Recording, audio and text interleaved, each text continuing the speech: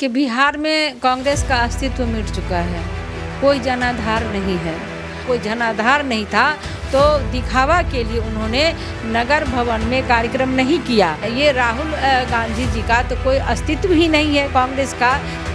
जो कांग्रेस ने भीमराव अंबेडकर का अपमान किया, जो कांग्रेस ने देश को 55 साल लूटा और जनता जान रही है, तो उनको अब संन्यास लेना चाहिए। माननीय प्रधानमंत्री जी के नेतृत्व में 5 लाख रुपए का इलाज फ्री होता है उन गरीबों को और 5 किलो अनाज भी फ्री में मिलता है। तेजस्वी यादव को खुद बिहार की जनता छोड़ रही है, तो वो क्या छोड़ेंगे? उनके माँ और पिताजी मुख्यमंत्री थे तो कुछ काम किए नहीं, घोटाला किए, परिवारवाद किए। नमस्कार, मैं अनुप कुमार आप सभी का स्वागत करता हूं। बिहार चुनाव में अब कुछ ही महीनों का समय बाकी है और बिहार की राजनीति जोरों पर है। धर्मशिला गुप्ता जी, अभी राहुल गांधी जी बिहार आए थे तो उनके ऊपर एफआईआर दर्ज करवा दी। वो कह रहे हैं कि बीजेपी वाले डर गए हैं कि बिहार चुनाव हार न जाए, इसलिए हमें अंदर करवाने की तैयारी में है। देखिए, बिहार में कांग्रेस का अस्तित्व मिट चुका है, कोई जनाधार नहीं है। और मुझे तो ये आश्चर्य होता है कि राहुल जी राष्ट्रीय नेता हैं कांग्रेस दल के और इतनी छोटी छोटी सभाओं में मतलब कि जा रहे हैं जिले स्तर पर। आपको भी पता होगा कि किसी भी शैक्षणिक कार्यक्रम में, शैक्षणिक संस्थान में पॉलिटिकल कार्यक्रम नहीं होता है। और वो अंबेडकर छात्रावास में करना चाह रहे थे, लेकिन नगर निगम और प्रशासन की ओर से नगर भवन उनको दे दिया गया था, आवंटित कर गया था, जहां वो सभा कर सकते थे। लेकिन उनके पास कोई भीड़ नहीं था, कोई जनाधार नहीं था, तो दिखावा के लिए उन्होंने नगर भवन में कार्यक्रम नहीं किया और वहां से पैदल चले चंद लड़कों को लेकर के और अपना नारा लगाते हुए अंबेडकर भवन में, हरिजन छात्रावास में, वहाँ पर उन्होंने सभा की। तो जो नियम है हमारा, लॉ एंड ऑर्डर है, उसके अनुसार प्रशासन ने उस पर एफआईआर दर्ज किया। इसमें भारतीय जनता पार्टी ने कुछ नहीं किया। जो हमारा संविधान है, जो नॉर्म्स है, उसका पालन किया गया है। लेकिन ये राहुल गांधी जी का तो कोई अस्तित्व ही नहीं है कांग्रेस का। इतने बड़े नेता आए, ना कोई जनसभा, न उनके पार्टी के नेता भी नहीं उनके साथ में थे। तो ये इससे अंदाज़ा लगाया जा सकता है कि कांग्रेस एकदम अस्तित्व खो चुका है। बिहार में कोई जनाधार नहीं है और मुंगेरी लाल के सपने देख रहे हैं। झूठी दिलासा के लिए, मन की संतुष्टि के लिए वे दौरा लगा रहे हैं। और मैं आपके माध्यम से कहना चाहूँगी कि जो कांग्रेस ने भीमराव अंबेडकर का अपमान किया, जो कांग्रेस ने देश को 55 साल लूटा और जनता जान रही है, तो उनको अब संन्यास लेना चाहिए। क्योंकि बिहार में एनडीए की सरकार है और बिहार में विकास है। बिहार की जनता एनडीए के साथ है, विकास के साथ है, तो किसी अन्य दल का यहाँ पर खाता नहीं खुलेगा। एनडीए की सरकार प्रचंड बहुमत से बनेगी।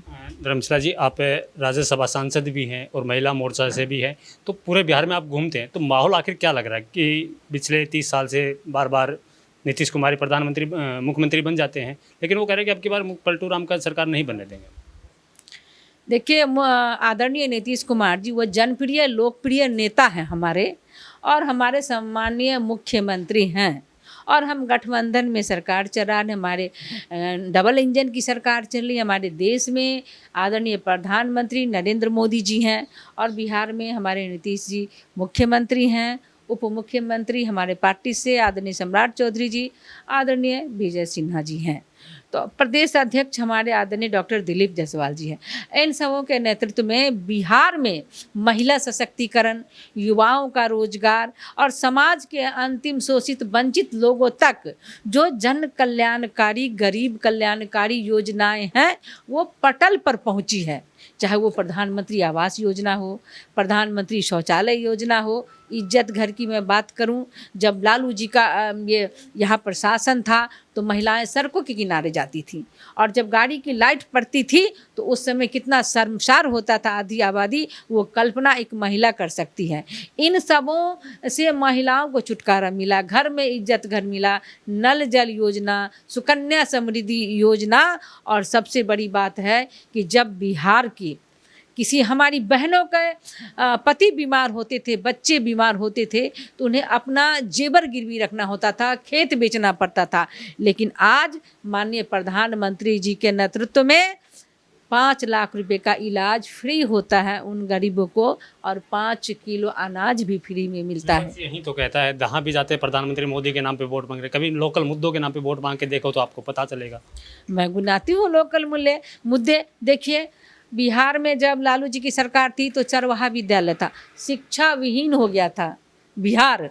लोग पढ़ते नहीं थे, रंगदारी होता था, लूट होता था, खसूट होता था, चारा घोटाला, चरित्र घोटाला, मेगा घोटाला, पाइप घोटाला, पुलिस वर्दी घोटाला, और यहाँ तक कि युवाओं को ठगे, युवाओं को ज़मीन बेचवाए, नौकरी के बदले ज़मीन लिए और नौकरी भी नहीं दिए। तो ये घोटाला देख चुकी है।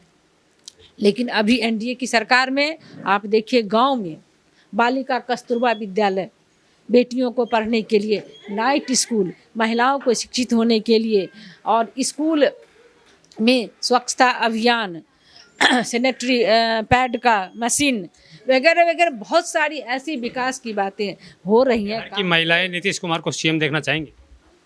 बिल्कुल, वो हमारे नेता हैं, हमारे मुख्यमंत्री हैं, और उन्हीं के निर्देशन में हमारी महिलाओं को, जब नीतीश कुमार जी मुख्यमंत्री और श्रद्धेय सुशील कुमार मोदी उप मुख्यमंत्री थे, तो बिहार में 50% आरक्षण पंचायती राज व्यवस्था में महिलाओं को मिला।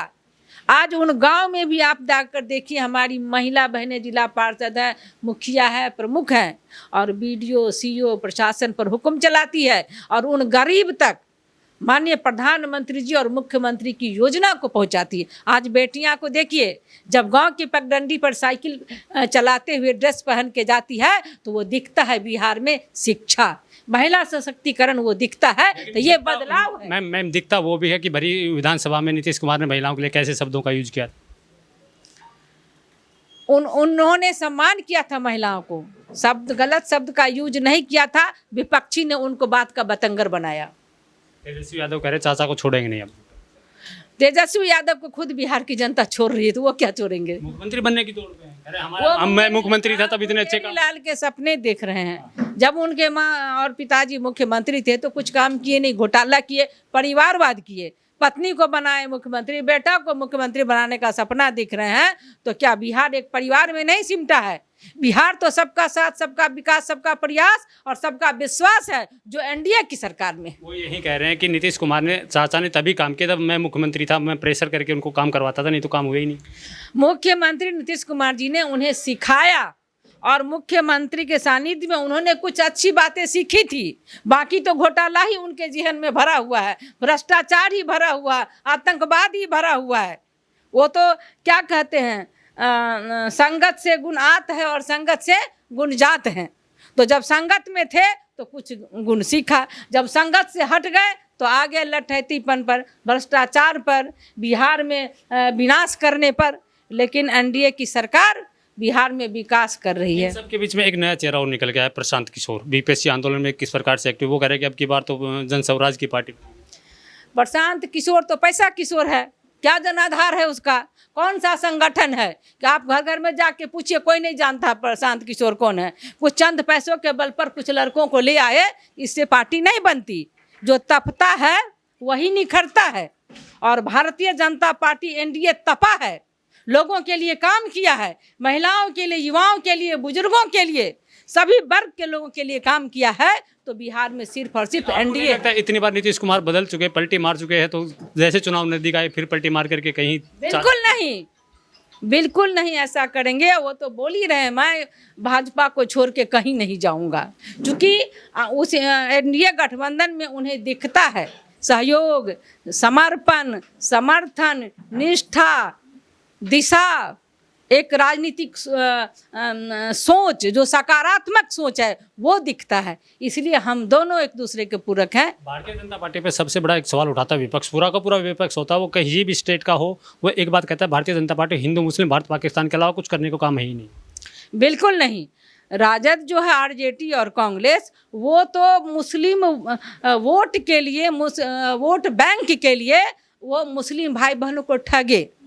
अब वक्फ बोर्ड देख लीजिए, जो हमारी गरीब बहनें और भाई हैं, वक्फ बोर्ड के तहत उनको कुछ नहीं मिलता था।